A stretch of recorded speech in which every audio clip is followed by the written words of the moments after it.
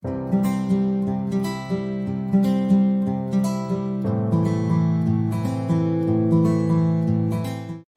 berpikir heran, apa yang mereka kejar ke Palestina?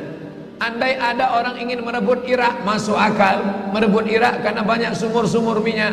Andai ada mau ekspansi ke Kuwait, masuk akal, karena sumur minyak di Kuwait banyak. Kenapa kembali ke Palestina? Ada apa? Tanah yang tandus, tanah yang kering kerontang. Mereka ingin membuat sebuah negara dengan keyakinan akan turun Mesias, sang juru selamat yang dijanjikan oleh Tuhan, dengan syarat orang-orang Yahudi mesti kembali ke negeri yang dijanjikan Tuhan. Yang kedua, Mesias sedang menunggu.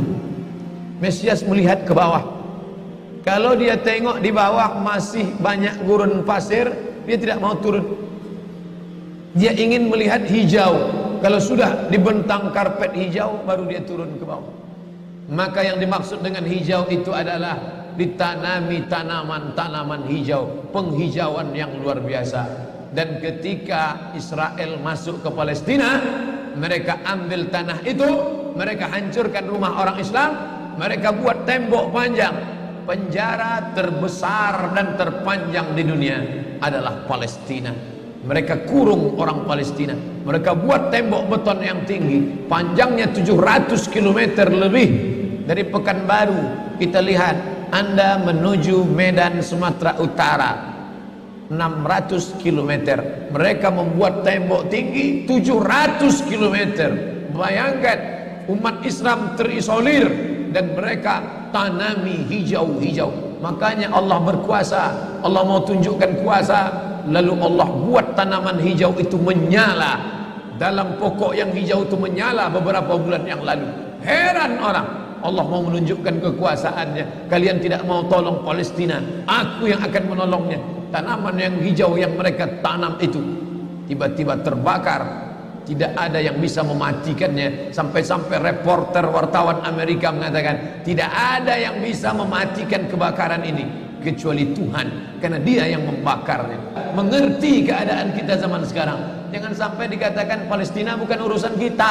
Ini kan masalah politik. Indonesia ya Indonesia, Palestina ya Palestina. Antum tidak mengerti masalah dunia.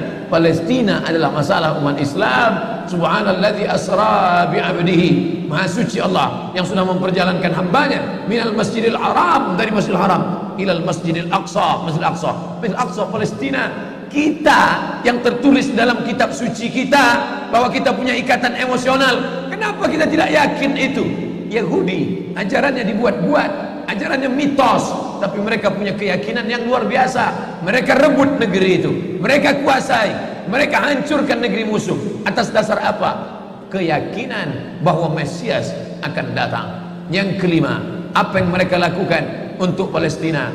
Mereka meyakini ada Temple of King Solomon, tempel, kuil King Solomon, Raja Sulaiman. Datang pula orang Indonesia latah, dikatakannya Sulaiman ini kerajaannya bukan di Palestina, di Yogyakarta, Sleman.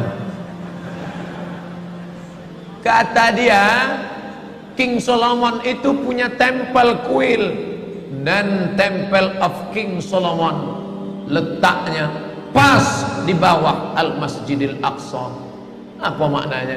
Mereka mengeruk setiap hari, bulldozer, traktor, ekskavator, terus mengeruk keliling Masjidil Aqsa. Mereka ingin meruntuhkan Masjidil Aqsa.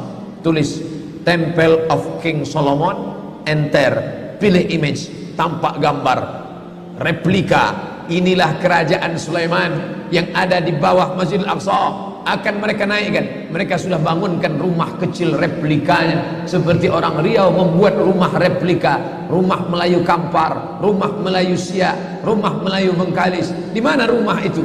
Di Purna MTQ. Anak-anak kita kalau mau tahu bagaimana rumah Melayu Kampar, bagaimana rumah Melayu Siak, bagaimana rumah Melayu Pelalawan, pergi ke sana. Sebagiannya ada, sebagian tak ada, entah kemana perginya. Tapi mereka membuatkan itu. Inilah dia replika kerajaan Temple of King Solomon. Artinya apa? Mereka ingin menghancurkan Al-Masjidil Aqsa berkeping sampai akhirnya disitulah nanti kemarahan umat Islam. Entah marah entah tidak, melihat gayanya tak marah. Mau kalian hancur-hancurkanlah, banyak lagi urusan kami sibuk dengan ini. Tapi akan ada hamba-hamba Allah, la tazulu fi ummati ta'ifatun min ummati, akan tetap ada sekelompok umatku yang memperjuangkan agamaku, kata Allah Subhanahu wa taala. Yang terakhir, yang kelima, akan turun Mesias. Kapan itu terjadi? Ketika terjadi perang besar. Sebetulnya dalam agama Islam sudah dituliskan yang dimaksud dengan Mesias itu siapa. Kata Imam Al-Hafiz Ibnu Hajar Al-Asqalani dalam Fathul Bari, yang dimaksud dengan yang dinanti-nanti mereka itu adalah Dajjal. Dajjal itulah sesungguhnya yang sedang mereka nanti. 70,000 Yahudi wara'ad Dajjal. Ada 70.000 Yahudi yang akan berada di belakang Dajjal ketika dia turun nanti. Makanya tiap hari, tiap petang kita berkata, Allahumma inni a'udzubika min adzabi jahannam wa min adzabil qabri wa min fitnatil mahya wal mamat wa min syarri fitnatil masihid Dajjal. Dajjal itulah yang sedang mereka tunggu. Dajjal itulah yang sedang mereka nanti-nantikan. Kita menantikan kedatangan, dia pun juga menantikan akan kedatangannya. Bedanya apa? Mereka meyakininya dengan semangat mereka luar biasa. Mereka bangkit. Umat Islam percaya. Padahal tiap hari dia katakan sebelum salam, Allahumma inni a'udzubika min adzabi jahannam wa min adzabil qabri wa min fitnatil mahya wal mamat wa min syarri fitnatil masihid Dajjal. Tiap hari dikatakan, tiap hari diucapkan. Tapi dalam hati, betul tak Dajjal ini datang? Entah iya entah tidak. Mereka yakin Dajjal akan datang, tapi mereka katakan itulah pemimpin kami, itulah Tuhan kami, itu adalah jelmaan daripada Tuhan kami, itu yang akan menghancurkan dunia, dia akan menjadi panutan kami. Kita berkata itu musuh kami, tapi kita pun ragu entah musuh entah tidak. Oleh sebab itu kita minta ampun kepada Allah atas kurangnya iman kita. Subuh ini kita bangkitkan semangat kita, tapi yang datang kepada, kenapa Allah tidak menolong? Katanya Allah itu maha kuasa.